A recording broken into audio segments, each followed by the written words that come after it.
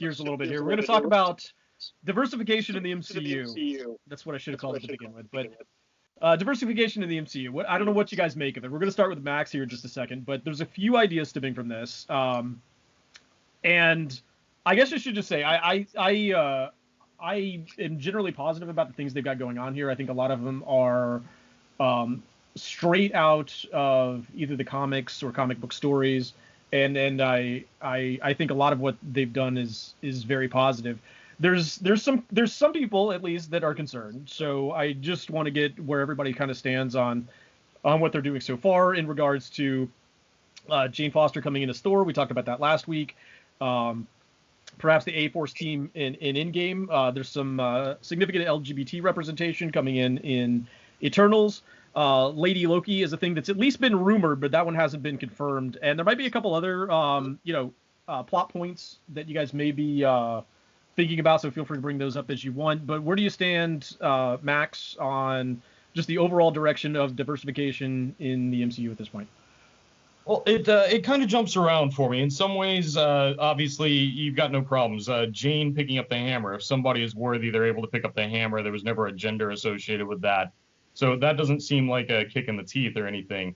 You get to something like the A-Force team-up thing. That the more I think about it, the more it seems like something you would see in a comic book page. But in film, it felt a little weird to me as a viewer. But I also knew some women that said they absolutely loved that scene and were motivated by seeing it when they saw that in film. And if you bring in more people as viewers because of that love seeing something like that, then I can't fault them for bringing in viewers with something that was basically straight out of the comics in the first place.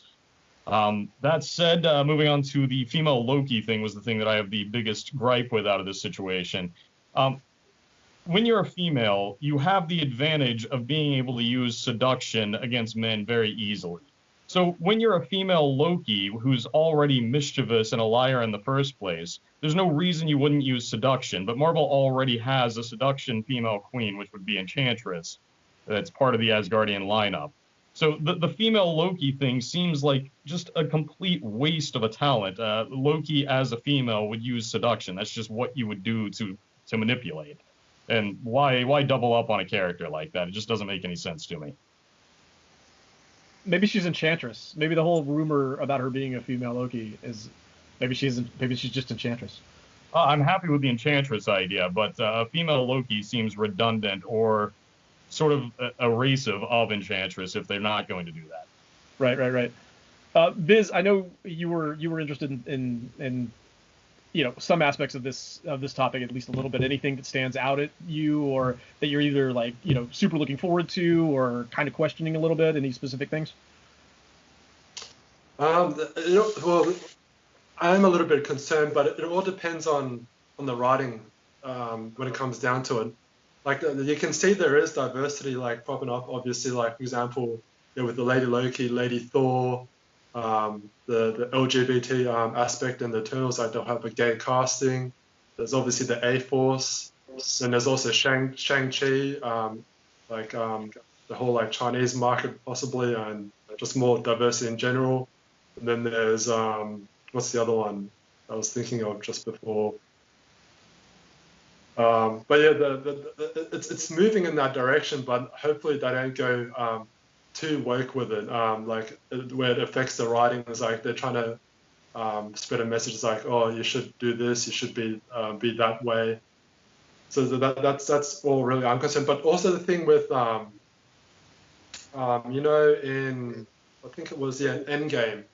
Did anyone have issues where Thor just surrendered the crown to Valkyrie, and he only knew her for 2 days, and he seems to think that she's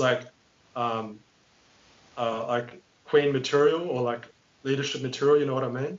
That's an interesting question. I don't think I've talked about that one before. So, just my first reaction to that was that he hadn't known her personally for that long, although they'd gone through sort of a really intense experience together. So there's a little bit of a bond there, but also just the fact that she is a Valkyrie, he knows what the Valkyrie were. He knows their importance, and that she holds, not only loyalty for Asgard, sincere loyalty for Asgard, but she's a really esteemed person in there. So I would think he just thinks she's worthy on a number of levels to have that position. I think he has complete trust in, but the fact that she was a Valkyrie, that she fought beside him, and that she's been loyal to Asgard. So I've never really thought of that. I've never really questioned that, honestly, at least at this point. How about you guys, though? Did either of you question that?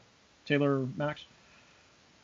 No, I didn't question it. I think Valkyrie's a great character, and if I remember correctly, didn't she just kind of like step into the role of leader of New Asgard while Thor was binging and playing video games for 5 years after Snap? That's true. I think she kind of proved herself at that point, and that's why he was confident in turning it over to her, because she'd kind of been doing it. That's actually a good point. Yeah, that's true. Yeah. That's actually a good point. Biz, you just made me think of something else too. Like, so first of all, anything, and I mean, anything can be too much, right? You can go overboard with any sort of topic. I don't talk about this too much, but I'm a bad movie fan. So if anybody out there is a bad movie fan, I'm your guy.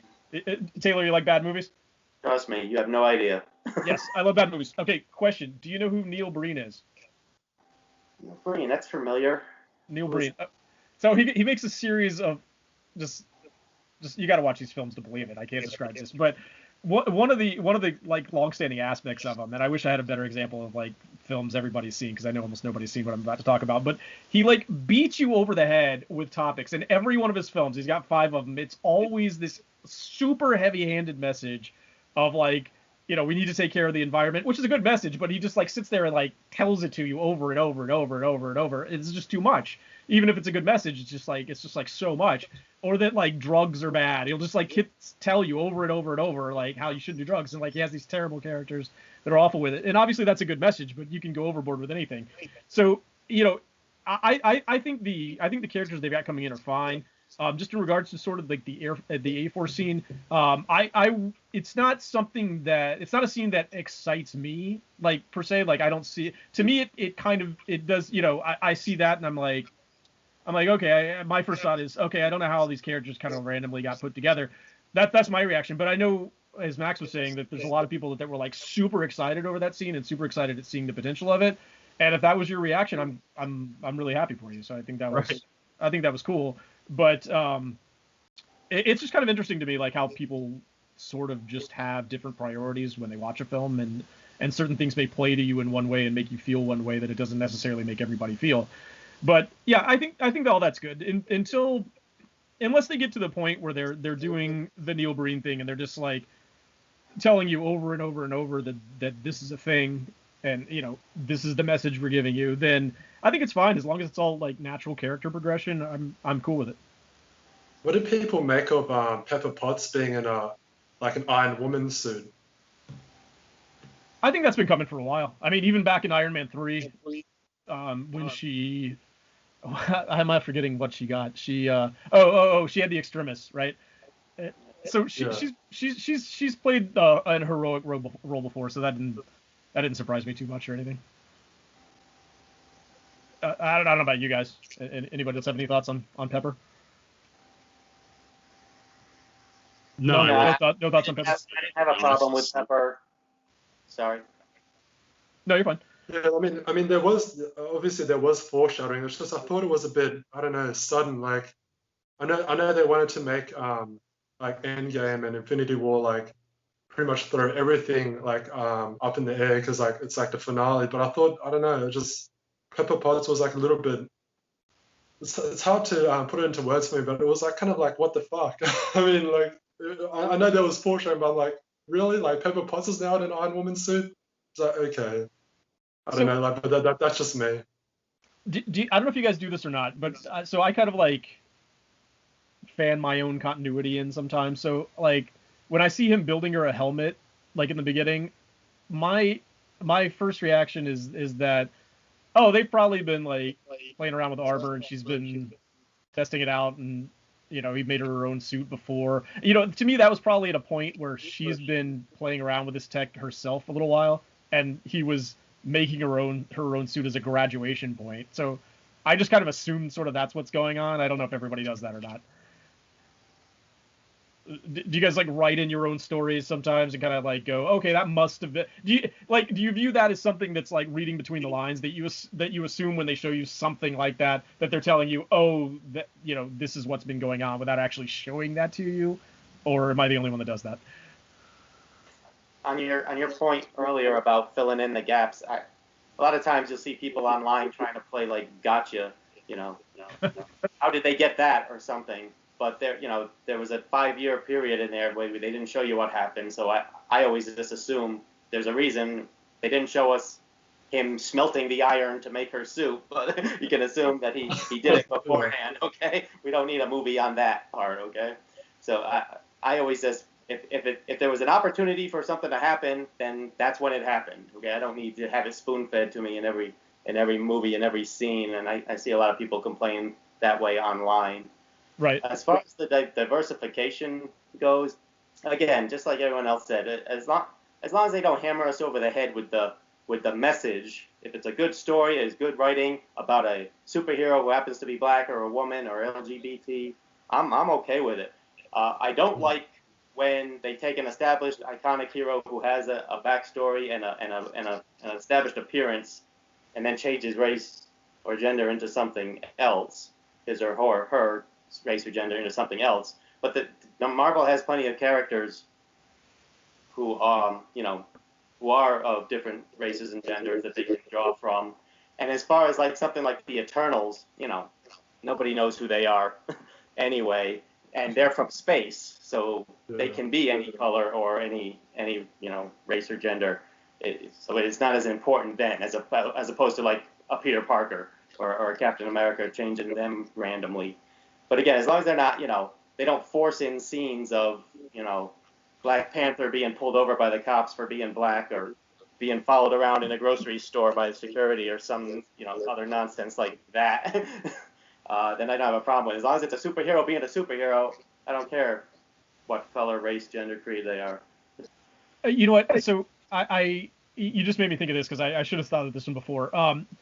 So gender swapping or race swapping and stuff like that, it really depends for me. So if it has absolutely no plot-based reason for doing it, and it's just completely random, I'm a little less apt to kind of go with it, because I'm sort of a little wide. However, there's plenty of times, like and you guys might feel differently about this, but Captain Marvel, I'm sorry, not Captain Marvel. I love Captain Marvel, by the way, is the movie, but Marvel herself. So obviously they gender swapped that. Now I actually thought that was like kind of clever in a lot of ways, because since the plot centers around what these two women are doing in the pilot program, and the role Marvel plays in that story, I think that was kind of really necessary to do, at least if you're going to have her as that character. So I thought it made a lot of sense, and I actually thought it was pretty clever to do. I know a lot of people don't feel that way, but I thought that was a version that really worked well. The same thing with the Ancient one, although I can't really say there's a big plot reason to do that, but I know they had a lot of issues just culturally in putting in the Ancient one, and I thought they did a really good job in kind of introducing that character, even though it's gender swapped. I sort of just take that as just like it's sort of a different version of the character than the character being gender swapped, if that makes sense. What do you guys think? I want to piggyback on something. Taylor may have had the most important movie point of all time a minute ago, which is there is a major difference between something you didn't see and a plot hole. Right. Yeah. I feel like that gets lost in the mix way too often. There are a lot of things that happen that you can just understand occurred without having to see it. I'm pretty sure everybody poops. I don't need to see that scene. The thing with gender swapping, it's interesting because it really depends on how attached to a character you are, how attached you are to a character, or how well you know them. For example, if they suddenly gender swap Spider-Man, I'll be like, what the fuck is going on here? But if it was like the Ancient one, I don't really know that much about that character, so I'm like, I don't really care about it. So it's like that kind of bias comes into effect as well. So whoever, which character is more important to you, it affects your judgment. But if it's not, then yeah, like it's like a double standard, I guess. But we all have our own biases, so it's natural. But like if prominent characters that everyone knows, then yeah, that they shouldn't be like gender swapped. Like keep them as they are. Otherwise, it's just weird. Like just create a new character. Right. And I actually think they've done really well with creating new characters a lot. But no, I totally agree with you. And that kind of goes back to what I said earlier. It really depends on your personal take on it. Like if I don't know, if you're in one demographic or another, and that thing or that change really like appeals to that specific demographic, you're going to feel completely different about it than people in a different demographic. You just are. And I find that interesting. But yeah, generally, as long as they do it, tastefully and like, that it fits the plot, I think generally it's usually a pretty good thing. So, but I agree with you. It's one of those things that if you can do it wrong, and there's probably a very fine line on what the difference is there. But yeah. Anyway, all right. Comic book movies we want to talk about.